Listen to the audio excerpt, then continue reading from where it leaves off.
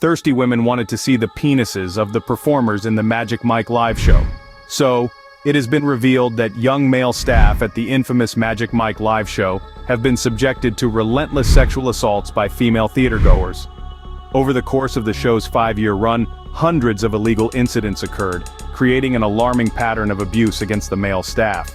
These young men, employed as ushers, waiters, and hosts, have reportedly fallen victim to disgraceful acts at the hands of intoxicated female patrons.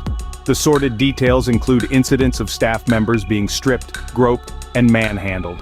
One usher was reportedly ambushed just 20 minutes into his shift, subjected to a humiliating assault where assailants attempted to undress him. He was left helpless, traumatized, and mysteriously absent for the remainder of the show. The details of these shocking incidents are beyond belief. Disturbingly, the show's management, aware of the ongoing abuse, did nothing to protect their staff. Reports suggest that despite numerous complaints and incidents, the bosses at Magic Mike Live failed to implement any measures to curb the unacceptable behavior of their patrons. One appalling account reveals a woman grabbing a waiter's crotch, receiving nothing more than a warning for her abhorrent actions.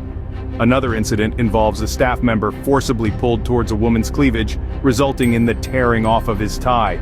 The litany of abuses includes slaps on the bum, unwanted kisses, and staff members being shouted at with remarks like, "Get your cock out." The quote of the story comes from a source inside the Magic Mike Live venue. "It has happened to so many staff, slaps on the bum, being grabbed, kissed, and pulled around by drunk guests." This alarming quote paints a vivid picture of the nightmarish conditions these young men are forced to endure.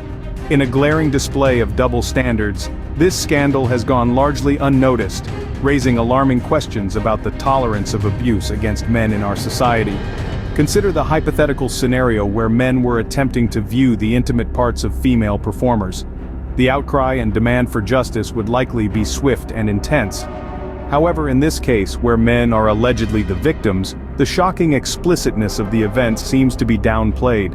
It underscores the urgent need to reassess how society views and handles incidents of this nature, especially for men who often are left with no option but to take in the abuse. What would you have done in this situation? Let us know in the comment section below.